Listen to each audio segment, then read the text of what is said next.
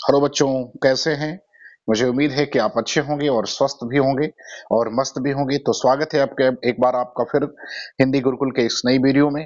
और मुझे उम्मीद है कि आपको मेरी द्वारा जो जो ये प्रश्नों की सीरीज चलाई जा रही है, और मुझे उम्मीद है कि आपको ये पसंद आ रही होगी।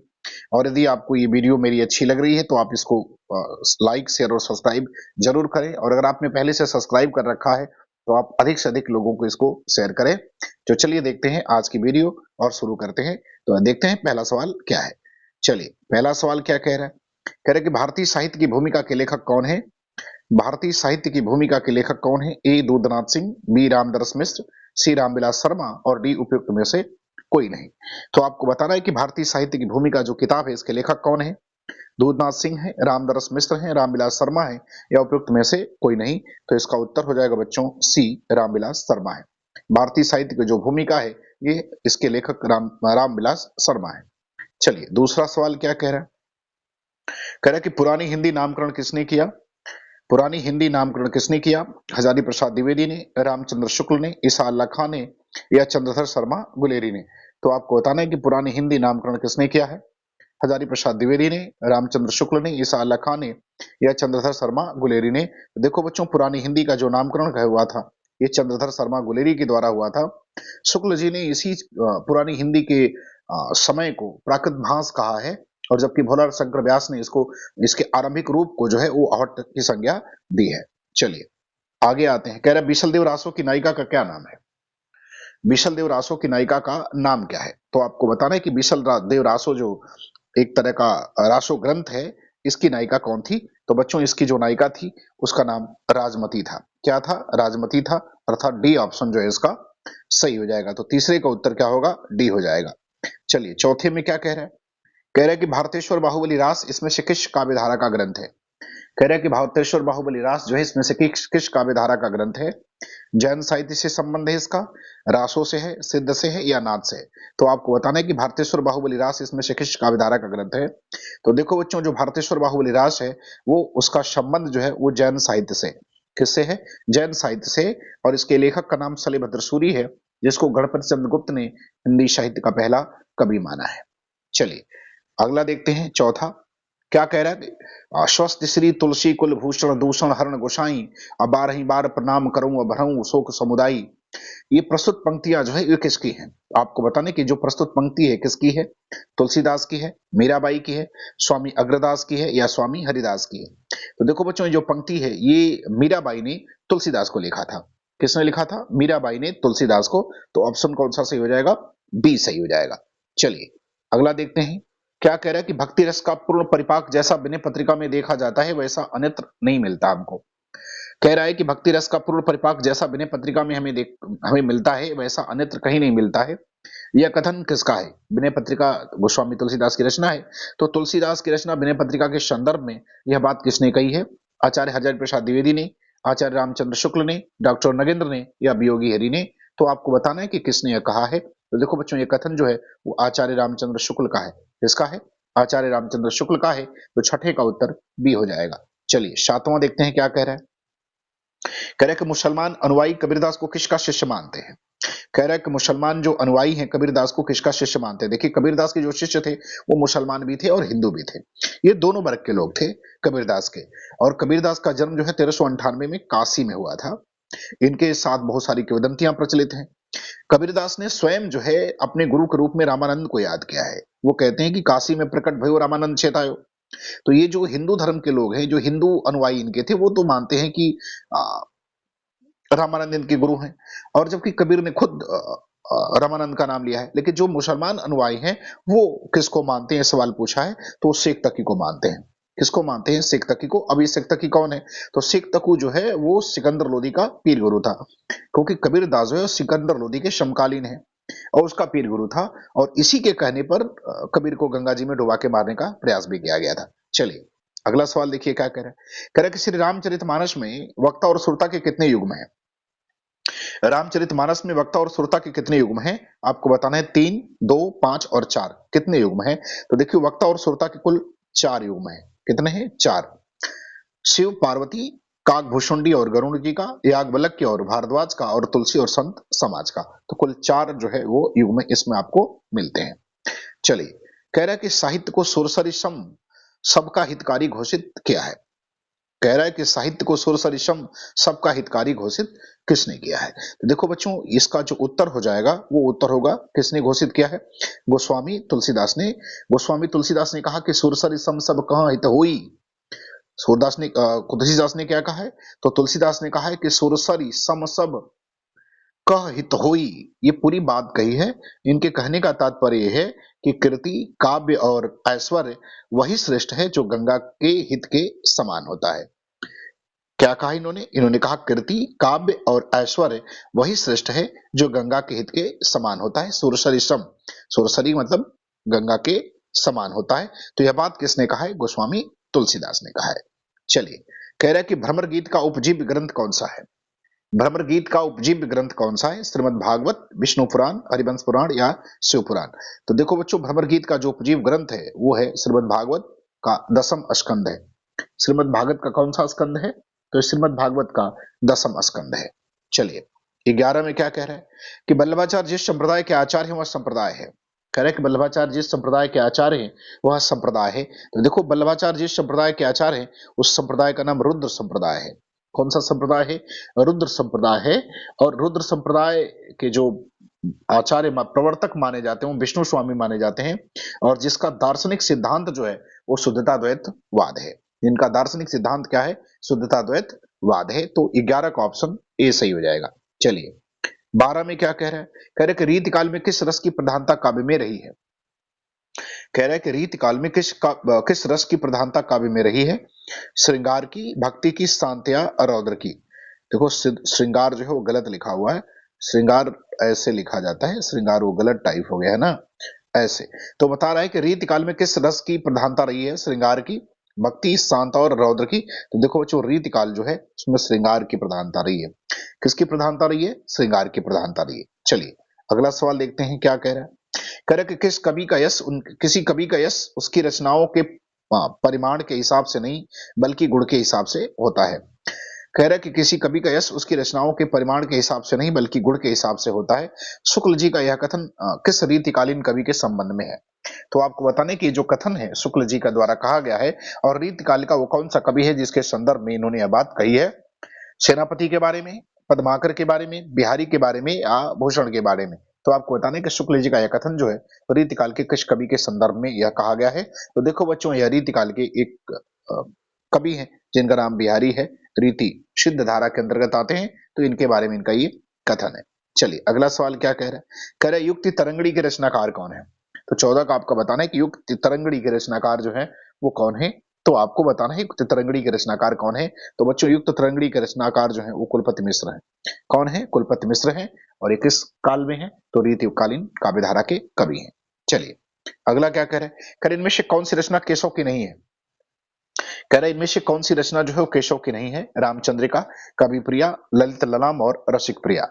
तो आपको बताना है कि कौन सी रचना जो है इसमें से केशव की नहीं है। तो देखो बच्चों, रामचंद्रिका, कवि प्रिया और रसिक प्रिया ये केशव की रचना है।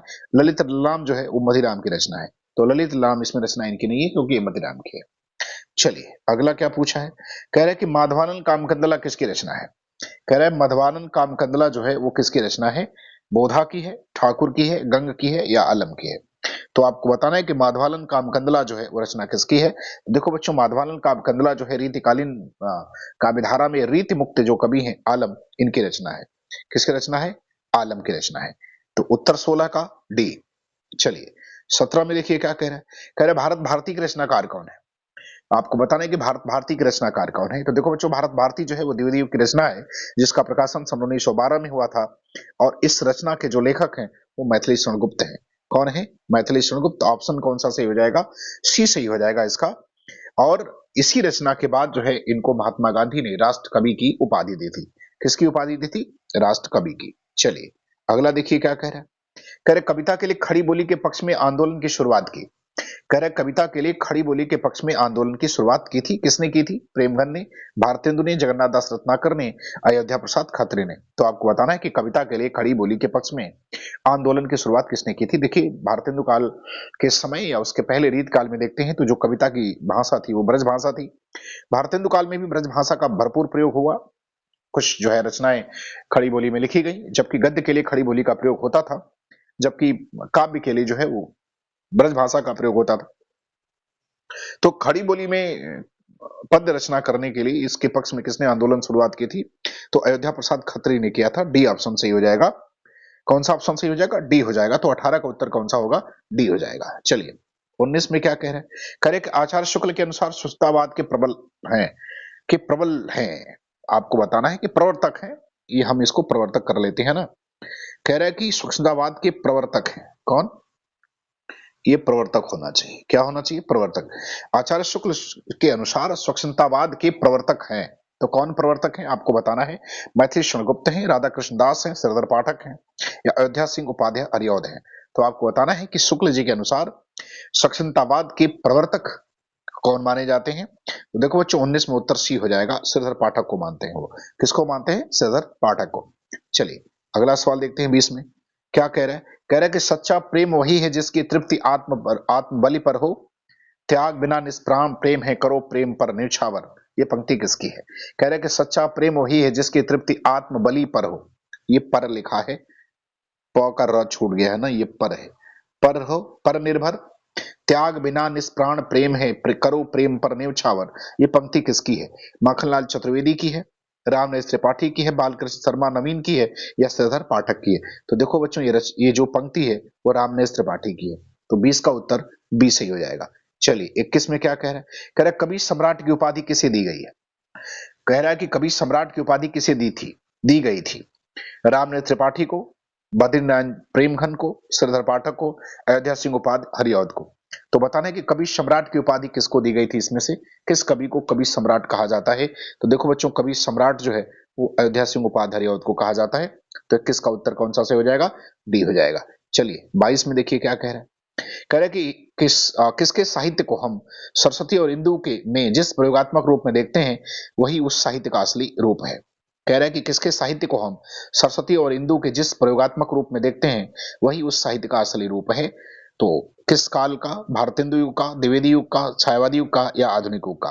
ये कौन सा साहित्य जो है सरस्वती और इंदु के जिस प्रयोगात्मक रूप में हम पा रहे हैं वह साहित्य का असली रूप माना जाता है। तो किस काल के साहित्य के संदर्भ में यह बात कही गई है? भारतेंदु युग के बारे में, द्विवेदी युग के साहित्य के बारे में, छायावादी युग के साहित्य के बारे में, या आधुनिक युग के साहित्य के बारे में? तो देखो बच्चों यह जो बात कही गई है वो द्विवेदी युग के साहित्य के बारे में कही गई है। किसके बारे में? द्विवेदी युग के साहित्य के बारे में कही गई है। चलिए अगला सवाल देखिए क्या कह रहा है। कह रहे कि मानव अथवा प्रकृति के सूक्ष्म किंतु व्यक्त सौंदर्य में आध्यात्मिक छाया का भान मेरे विचार से छायावाद की एक सर्वमान्य व्याख्या हो सकती है। यह किसका कथन है? कह रहा है कि मानव अथवा प्रकृति के सूक्ष्म किंतु व्यक्त सौंदर्य में आध्यात्मिक छाया का भान मेरे विचार से छायावाद की एक सर्वमान्य व्याख्या हो सकती है। यह विचार किसका है? मतलब कथन किसका है? पंत का है, डॉक्टर नगेंद्र का है, नंदुलारे वाजपेयी का है, या नामवर सिंह का है? तो आपको बताना है कि यह बात किसने कही है, यह कथन किसका है? सुमित्रा नंदन पंत का है, नगेंद्र का है, नंदुलारे वाजपेयी का है, या नामवर सिंह का है? तो देखो बच्चों छायावाद के संदर्भ में यह परिभाषा जो है वो नंदुलारे वाजपेयी की है। तो उत्तर कौन सा हो जाएगा? इसका सी हो जाएगा। चलिए 24 में देखिए क्या कह रहा है। कह रहे कि लोकायतन पंथ की प्रबंध कृति है, प्रबंधात्मक कृति है, और जो किन दो खंडों में विभाजित है। कह रहा है कि लोकायतन पंथ की जो है एक प्रबंध कृति है, प्रबंधात्मक कृति है, और वह किन दो खंडों में विभाजित है? बाह्य प्रवेश और अंतस चैतन्य, जीवन और प्रकृति, व्यक्ति और समाज, और इनमें से कोई नहीं। तो आपको 24 वाले का उत्तर बताना है कि ये जो है किन दो खंडों में विभाजित है। तो देखो बच्चों यह जो है बाह्य परिवेश और अंतस चैतन्य में विभाजित है, अर्थात इसका ऑप्शन सही हो जाएगा, पहला सही हो जाएगा। तो 24 का पहला सही हो जाएगा। चलिए 25 में देखिए क्या कह रहे हैं।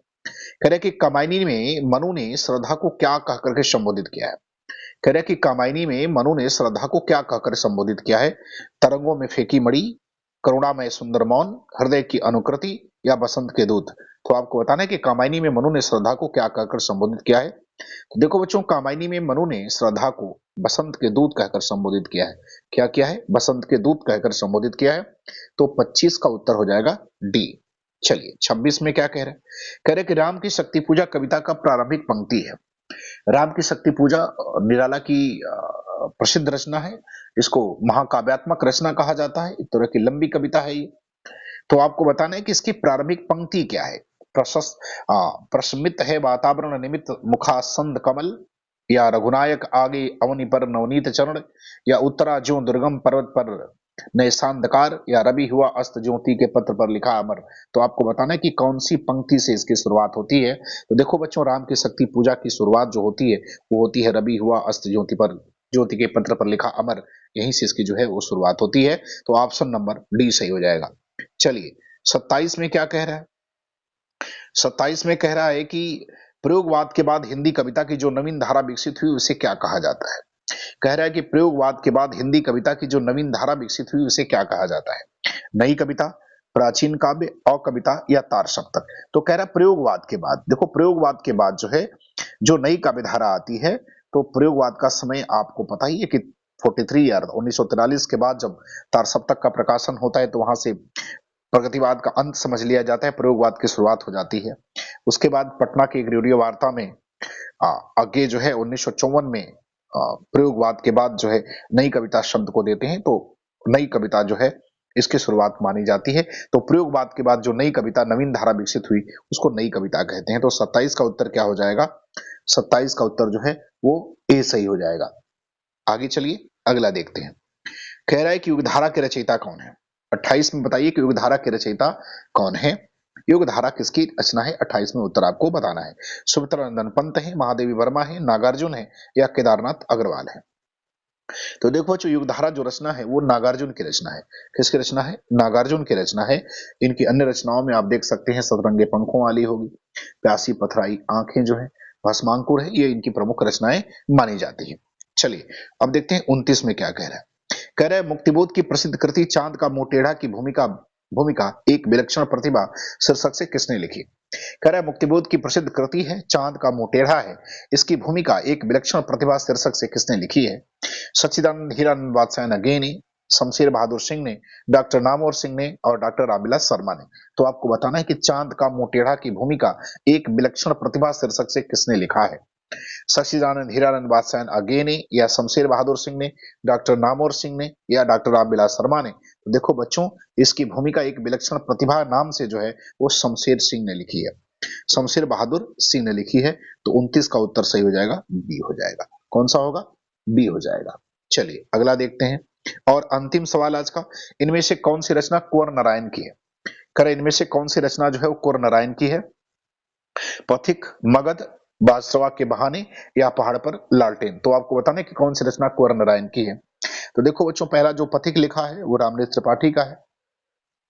मगध जो है वो श्रीकांत वर्मा का है।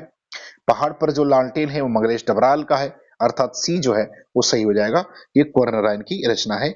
सी रचना जो है वो कुंवर नारायण की है। ठीक है, तो ये हम लोगों का जो प्रश्न है ये समाप्त होता है। और मुझे उम्मीद है कि आपको मेरे प्रश्न जो है वो पसंद आ रहे होंगे और आपके लिए उपयोगी होंगे। और अगर आप मेरे इस चैनल पर नए हैं तो आप इसको सब्सक्राइब जरूर करें। धन्यवाद।